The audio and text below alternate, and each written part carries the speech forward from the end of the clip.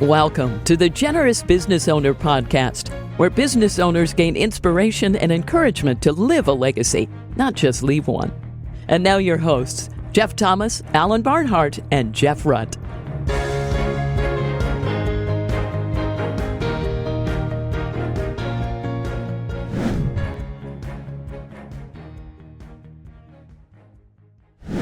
Welcome, everybody, to this week's Generous Business Owner Podcast. My name is Jeff Thomas, and we have a very special guest with us today, Tommy Martin. Tommy is a serial entrepreneur and currently is the CEO of the Tebow Group. And yes, it's the Tebow you're thinking of. We'll get into all of that, but it's going to be a lot of fun to hear Tommy's story today. Tommy, welcome to the program. Thanks so much, Jeff. So glad to be here with you and with your listeners. Yeah, this is exciting. We met a few months back, and I just love your story and your humility about, kind of being the other half of the Tebow Group that not as many people know about because you don't have a TV contract the way your partner there does. But let's get into your backstory, Tommy. We always start with, where did you grow up? What was your family like? Was there any spiritual development, entrepreneurial stuff going on? What was going on with Tommy as a kid? Yeah, Jeff, I was that quintessential latchkey kid in the 80s. So for your listeners, some of them might not even know what a latchkey kid is. But, I was that kid. I walked to school and then I walked home from school. And typically my parents were working. And so I would let myself in. That's the idea of the latchkey. I would let myself in. But what that gave me was a whole lot of time to be very, very curious. And so I would entertain myself. I was an extremely curious child. Started reading my mother's college chemistry textbooks when I was in fourth grade. Whoa. And started doing experiments in the backyard. Just always loved learning and messing around. And so just had a ton of good, clean fun by myself. Didn't really have a lot of, I'll call spiritual development until the summer before high school. I actually went to a camp and learned about this guy, Jesus Christ, that was willing to die for me. And that changed everything, absolutely changed everything in my life, Jeff. And there's really been no turning back ever since then. So I'm just so grateful that he would be willing to die for me. And that's really shaped everything I do in life. What was the catalyst for going to that? Were you going to church before that? Or, how did you get invited? Yeah, I was occasionally going, but it was just some friends that invited me. I think it was a sports camp, a basketball camp or something. I was probably there for the basketball, but had the opportunity to meet Jesus in the midst of that. And yeah, so grateful for that experience. How did that play out through your high school years? So I ended up changing high schools. I was starting to make some pretty poor decisions as a middle schooler and realized that I needed a friend group that was going to lift me up, not bring me down. And I share this. I was never once offered a sip of alcohol in high school. Most people can't say that. Most people, whatever, and I'm not judging anybody that was, just saying that was the type of friends that I had as a result of that life choice. I had these friends that were just, man, we were always doing something crazy, but it was just this good, clean fun. And I'm so grateful because I was in that phase of life where I know I would have made some really, really stupid choices if I hadn't had friends just kind of pushing me in a really positive direction. Well, that is very unique. And you were growing up now. I know you're living in Indiana now. Where were you then? So I grew up in Michigan and Ohio, and then moved here to Indiana to marry a girl. Okay. Well, let's get to that. Now, where did you meet her? Well, maybe we can back up and hit the college stuff, but where did you meet your wife? So I was a freshman in college at a little Christian university called Taylor University. It's in Indiana. And when I was there, my wife did not go there, but we had a speaker one week, and they called it Spiritual Emphasis Week. And you had to go to chapel twice a day, every day for that entire week. And it was the same speaker twice a day, every day for that entire week. So I thought that was cruel and unusual punishment. And yet I got there that Monday and the speaker was actually really, really good. He was just fantastic. I enjoyed it a lot, was excited to come back. Well, the speaker made a big mistake that Friday. He actually brought his daughter with him. I took one look at her and realized I was out of the game for the rest of my life. Wow. And so I did end up marrying her. I was 17 years old when I first saw her, and we ended up getting married when I was 20. She was 21, and we've been married for almost 24 years now. Oh, what a story, man. Okay, you got to give us a minute on that. How did that go down? She was going to a different school? Yeah, she lived with her family about an hour north of where I was. And so she just came down with her father. He was speaking, and she was Wow. coming down to visit friends. That friend happened to be my friend as well. And so, as fate or providence would have it, we ended up heading to the same door in a dorm to knock on a friend's door at the same time, saw each other, and everything kind of took off from there. Well, that's crazy, man. Now, did you have just backing up a little bit? Was there any? Did you kind of have an entrepreneurial bent when you were a kid? Did you do anything that way? Because I know that's kind of where you headed in your career. But does that happen to you? No, it's funny you ask it that way, Jeff. So, yes, I believe when I was 4 years old, my parents came down and I was on the beach and I had a line of kids lined up and I was charging them $2. Now it's fake cash, unfortunately, but I was charging them $2 to see the baby. Somehow I had recruited a line of children to come see my little stepsister who was just laying on a blanket on the beach. And so that was, I guess, my first business, if you want to call it that. Um, That's but a first. never, We've had a lot of first jobs, and that one's a first. I like it though. it was an original sales career, but never expected to go into business though. In fact, in college, I was a triple major in Bible youth ministry and music. And then I figured out I stunk at all three of those, Jeff. And someday I hope to be good at my Bible. But I became an accidental business owner. I just needed a job. I wanted to marry this girl that I'd met because her dad was there speaking and needed a job. And a friend of the family needed an intern. So I ended up interning with him. Turned out he did this financial stuff. I didn't even know what it was for a few months. But once I got my arms around it, I loved it, fell in love with it, and then ended up building businesses off of that platform. Yeah, so you sort of fell into the finance thing from a kind of a family friend. Is that what it was, or how did you find that first job? Yeah, it was actually someone that was on the worship team with my wife. My wife sang at our church, and there's a gentleman that also sang on the worship team. He needed an intern, and I needed a job.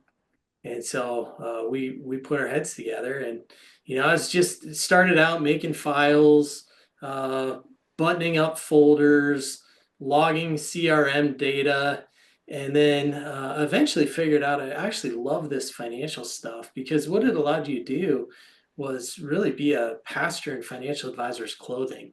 Yeah. And what I realized, Jeff, and you know this well, um, what I realized if people would talk about their money, they would talk about anything in their life, their marriage, their faith, their struggles with their relationships, maybe with their children.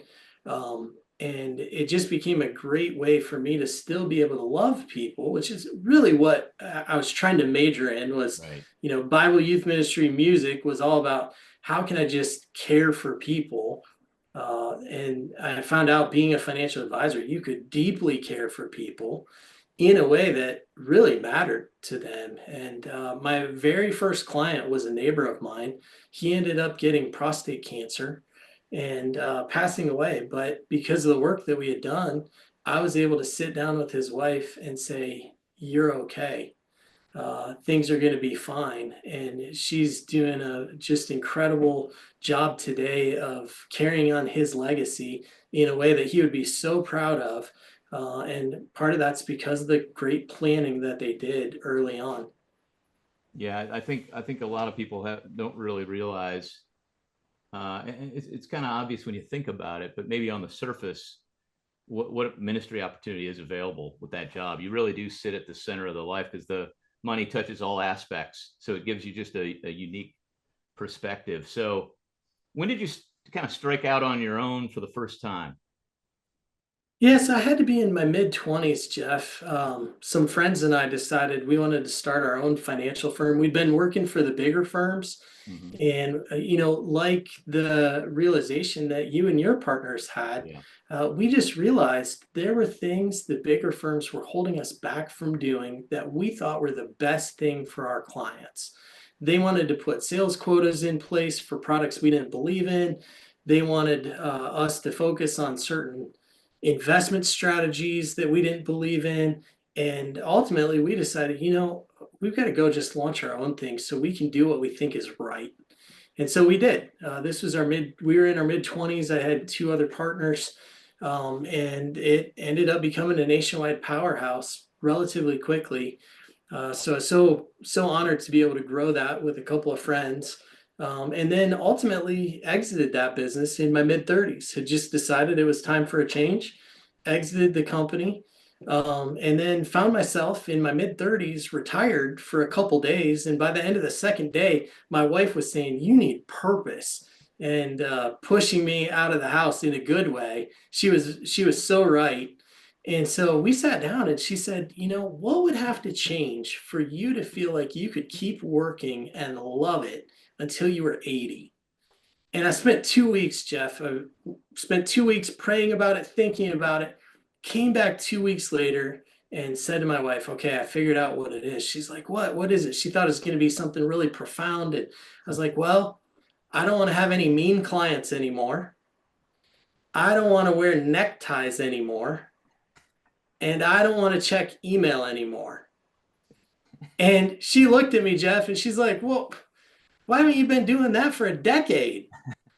And she was so right. But those are the three main changes that I made. I very rarely wear a necktie now. And as a result, I absolutely love it. And so that really propelled me into the next half of my career. A lot of times people talk about halftime and they had some profound realization that they needed to be more purposeful in what they were doing and all those things. I think the purposeful aspect of my life had always kind of come naturally. Yeah. But for me, it was just some of the very practical and tactical, like, oh, yeah, if email gives you so much anxiety, why are you doing it?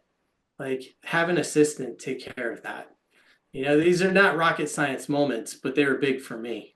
Well, and it made it more palatable for you. The kind of the death by paper cut. Just get rid of the thing Yeah. giving you a paper cut. So did you start a new business, or did the old company retain you? What was the next chapter after you'd sold that business? Yeah, so cashed out of that company, and then really had the opportunity to launch a number of different companies. So one was another financial service firm. Some great friends had come to me and said, "Hey, please launch another firm. We'd love to go with you and do that." So I committed 5 years to them that I'd get it launched and then hand it off. That firm's doing tremendous today. They're doing wonderful. We were able to start a healthcare venture capital fund. And my prior work in the financial service sector had been primarily with some of the leading doctors in the Okay. world. And so we started a healthcare venture capital fund. That's been very rewarding because the companies we're investing in, they have the opportunity to save just lots and lots and lots of lives as these companies continue to grow. What's an And example? Is it more biotech, more medical devices? What kind of yeah, sector? we've been across the board with device and med tech, both.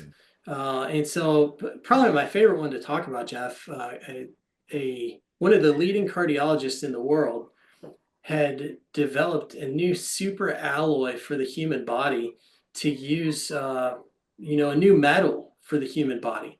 And at the time, it had been over 35 years since we had approved a new metal for the human body, and that was titanium-based metals. So when you get a screw in your leg or you get a plate in your spine, whatever it may be, those are primarily made out of titanium-based alloys. Well, it had been 35 years since anyone had really looked and said, is there something better?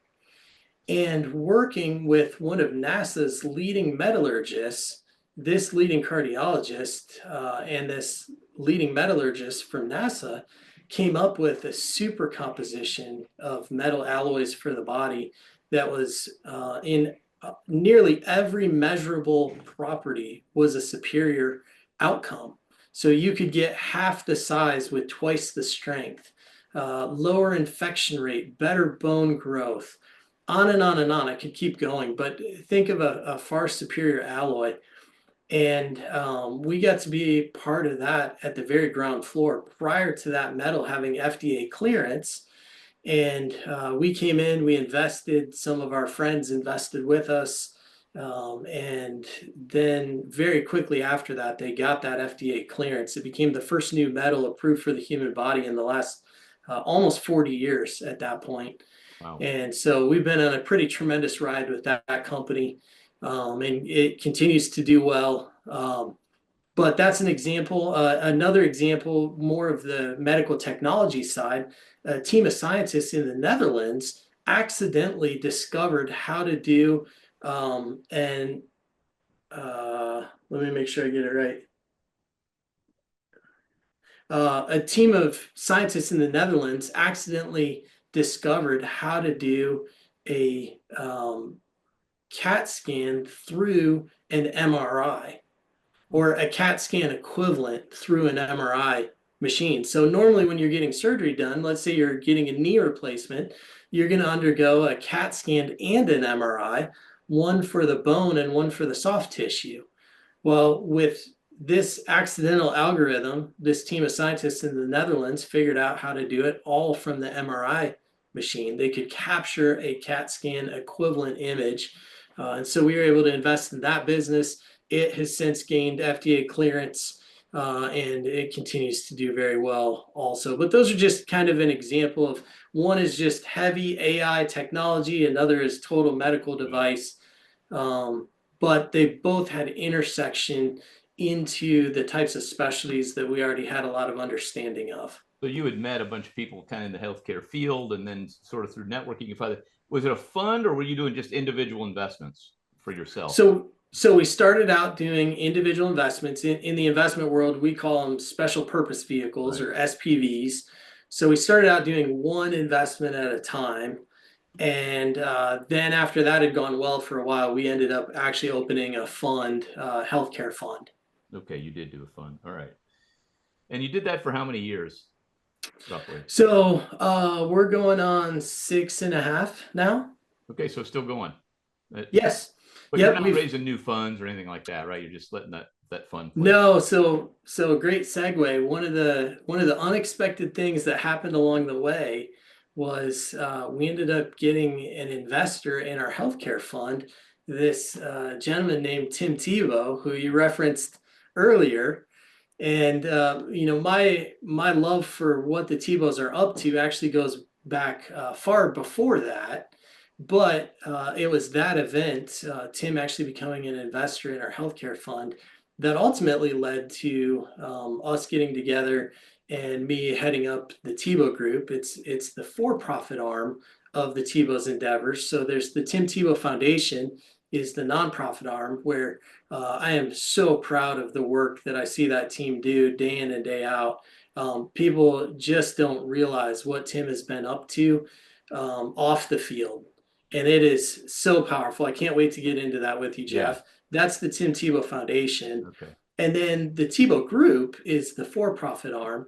But the main purpose of the Tebow Group is to help fuel and amplify the work that's happening at the Tim Tebow Foundation. And so I get to work for this powerful mission day in and day out. But that all really started twofold. The event that brought us together was Tim ultimately investing in my healthcare fund. But prior to that, as I had sold the business earlier in my mid-30s, my family and I had decided we didn't need our own family foundation because we loved the work the Tebow Foundation was doing so much.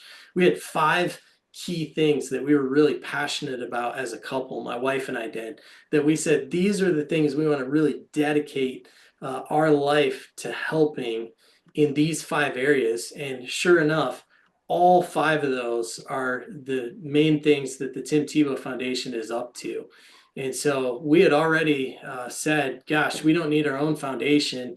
Why would we start over when it's Tim and his wife Demi's goal? It's their goal, it's their heart to try to be able to fully fund the administrative overhead at the Tim Tebow Foundation, so that when there's an outside family like mine or yours or your listener, that ideally 100% of our dollars could go directly to serving some of the most vulnerable people around the globe.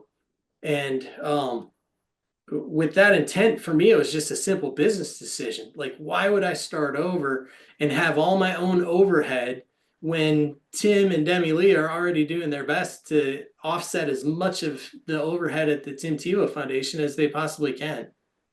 Yeah, it's almost like, I love this picture of collaboration, by the way. And I mean, I guess you've had partners in your other ventures and that sort of thing, but it's a special thing to throw in the way you guys have on the kind of personal family office, for-profit group side, and then on the foundation. But it seems like you guys have a pretty good, I love the alignment of the heart, but then also the separation of duties of the things that you're best at, right? So, by the way, would you mind sharing what those 5 areas are, or at least a few of them? Yeah, sure. So when I got the call from Tim's team, what they were really saying is, hey, Tommy, would you come lead the for-profit side? So think of that as the family office, Right. our various operating companies, our investments, things of that nature, so that Tim and Demi Lee could spend more time on the nonprofit side. And those 5 areas. So we're heavily involved with orphan care, uh, children with profound medical needs. So think of children that have gotten a life-threatening medical diagnosis. Yep. And we have several hospitals around the globe that we're involved with. Special needs is a very near and dear to my heart. So my oldest daughter, we adopted her when she was 2 years old from a little country called Moldova, right next to Ukraine and Romania. And we adopted her not knowing she had severe autism. No. So we thought we were adopting a kind of neurotypical 2-year-old. And instead, about a year after we adopted her, we found out, wow, she's not developing at a typical pace. And so today, 20 years later, she's my 22-year-old, but she'll always be my little 5-year-old mentally. She's so sweet, but this is a big part of what had pushed my wife and I into loving and supporting what the Tebow Foundation is up to, because they care so much about individuals with special needs or disabilities that they do something called Night to Shine. Yeah. And Night to Shine is a global prom for individuals with special needs. It's all over the world. So last February, we were in over 60 countries and all 50 states. And it's one of my favorite nights of the year, Jeff. They roll out a red carpet, and every single boy and girl that's there, and it's age 14 plus. So I think we had anywhere from age 14 to 94 last year, but everyone is crowned a king or queen because that's what they are in God's eyes. And we want them to know how much they matter to us, to their community, to the church that's hosting the event, and ultimately to God, who loves them like crazy. And so Night to Shine is very special to our family. Our daughter has participated for several years, and so we've participated as a result. But that's a big part of what pushed us together with the Tebow Foundation. Wow. And then the other 2 are anti-human trafficking and child exploitation. So fighting the global fight against human trafficking and child exploitation. And then last but not least, there's a ministry campus where it all kind of comes together. Ministry campus called Rising Light Ridge in the Pocono Mountains. And it provides incredible opportunities for vulnerable people out of any of those areas. And I love, your listeners have heard me say it now, but I didn't give context. We like to say that we're so honored to serve some of the most vulnerable people around the world. Well, what we're saying is that's the MVP that we care about, not the most valuable player. but the most vulnerable people. And that means so much to us coming from Tim, a 3-time Heisman finalist, 2-time national champion in college football. And then from his wife, Demi Lee, former Miss Universe. I mean, these are some of the most purposeful, driven people you could ever meet. And they're saying, no, no, no. People have wrongly called us the MVP. It's not us. It's not about us. The only real MVP is Jesus. And his MVPs are some of the most vulnerable people. And so we're honored we get to serve them day in and day out. And whether it's our nonprofit side of the house at the foundation or our for-profit side of the house, I really believe that most of our people come into work every single day, ultimately to serve some of the most vulnerable people. That's why we do what we do. And it's really unique. I don't think I've ever seen anybody else. Like when I first heard this story of you guys linking sort of this family office pieces together, kind of your family funds and Tebow's family funds, and you sort of run the for-profit side. And then obviously he's the face of the foundation. But then, you wanted to do those 5 pillars, areas the foundation does. And so sort of gave your friend Tim, the leash to do that with your funds too. And then he gives you the leash to operate on the business side. I thought it was really interesting. You told me a story when we were together before about, you're like, working on the separation of duties, and you ran an idea on the for-profit side by him. And he's like, why are you asking me? You want to just, I love that story. It was, I was like 3 days in on the role. Right. So I don't, I was just freshly started. Right. There was an investment. Where the lines are, that Yeah, there was an investment that I wanted to do. It's a very purposeful investment, but it's not just my money. It's Tim and Demi Lee's money as well. And so I called Tim and Demi Lee and said, hey, I'm thinking we should do this investment. And they're like, well, why are you calling us? And I was like, well, it's your money too. They're like, well, do you need our help? And I was like, no.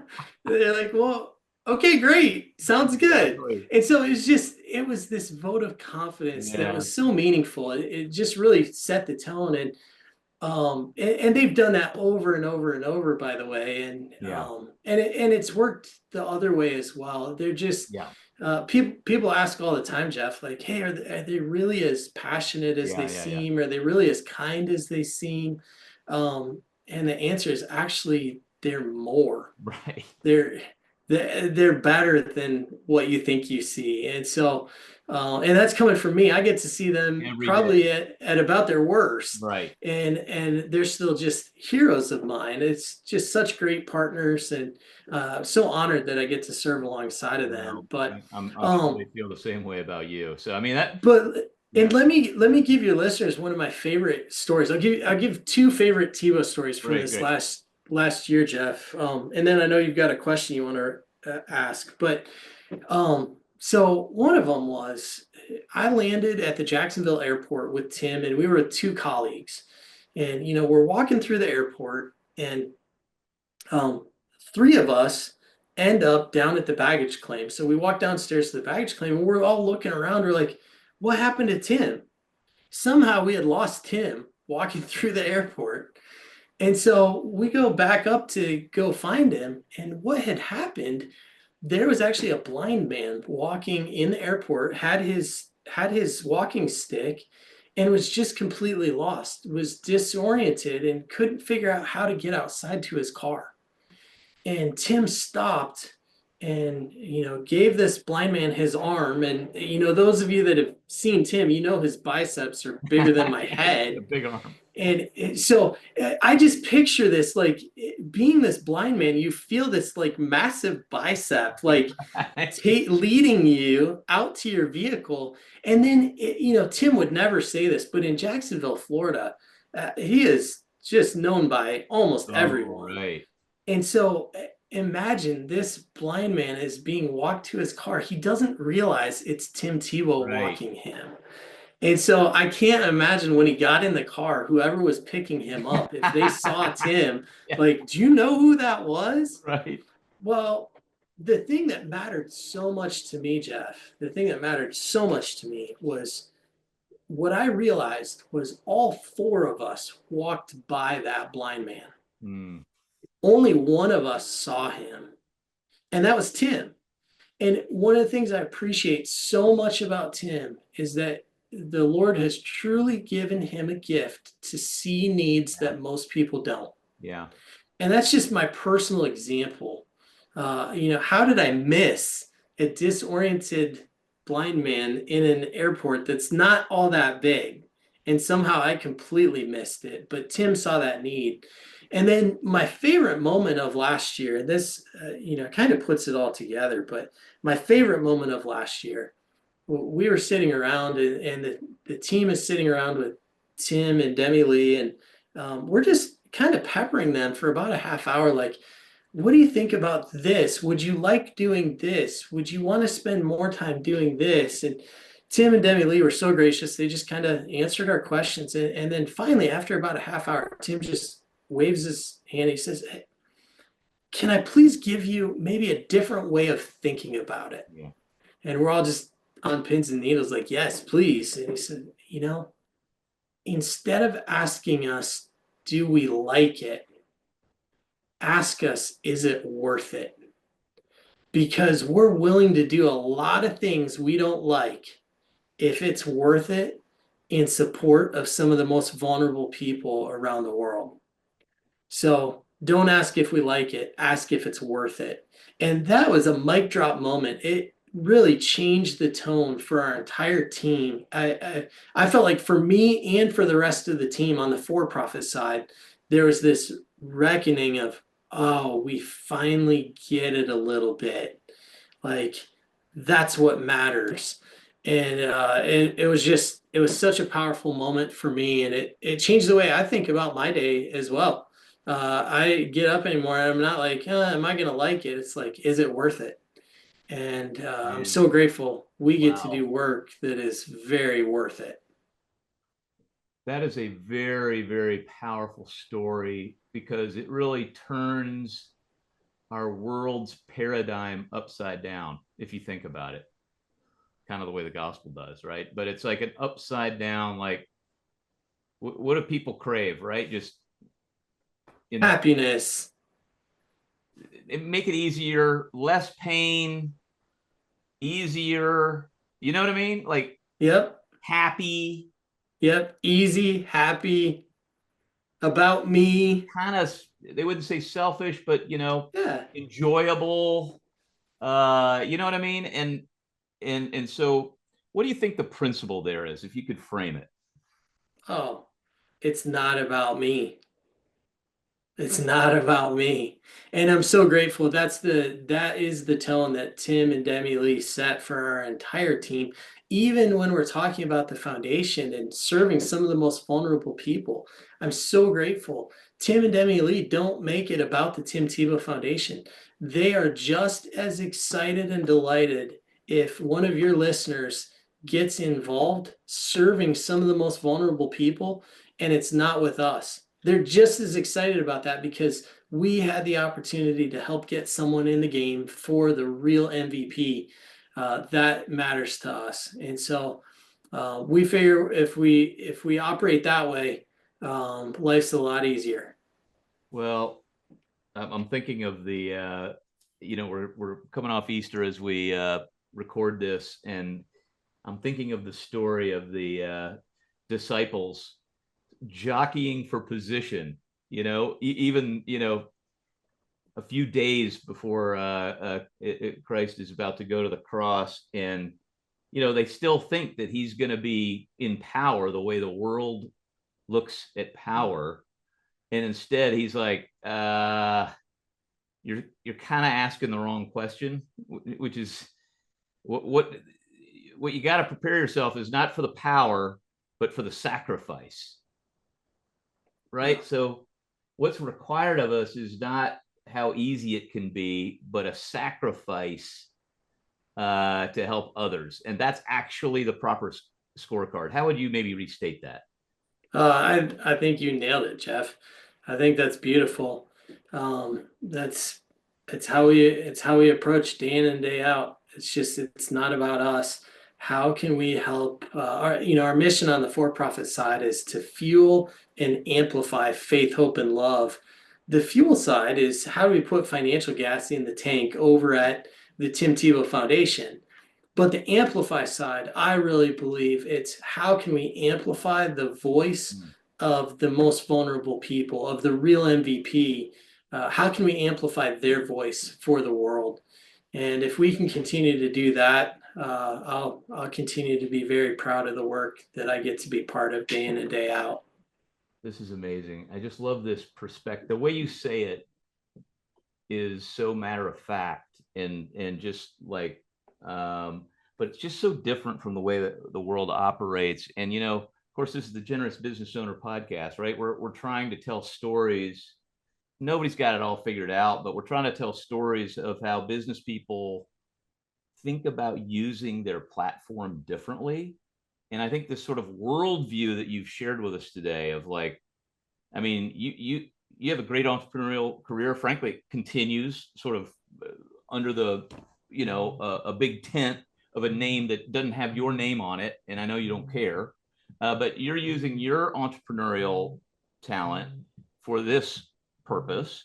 Tim's got his essentially media platform also, and sports platform and that sort of thing, and his history. And he's also leveraging that platform, not for his own glory, but for these MVPs, the way you've said it. I like the way you said that Jesus and the MVPs Jesus cares about. So to me, it just seems like it's so clear in your mind what the priorities are.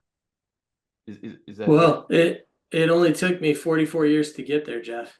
So a good point? I always tell everyone have a lot of grace on yourself. But yeah, it's I'm so grateful. I get to be in the game every day in a whole different way than I previously was because the work we're doing is so directly impacting people's lives.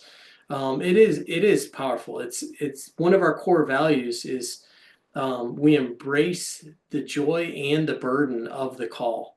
Ooh, I like that. And the joy side, that's great. Every time a child is rescued or every time a child understands how much they mean to the Lord, that's the joy side. The burden side, that's the really hard side. That's where I lose sleep. It's where I wake up early. There's still so much work to do. There's so many children in harm's way. There's so many vulnerable people in harm's way. And so I don't know that work will ever be accomplished during my lifetime. So I love how Tim says, it's truly kind of God to give us a burden. And I believe that. I have seen that kindness. My work means more now than it ever has. And again, I always had very meaningful work, but it means more than ever. And it's because of who we get to serve and the way we get to serve them.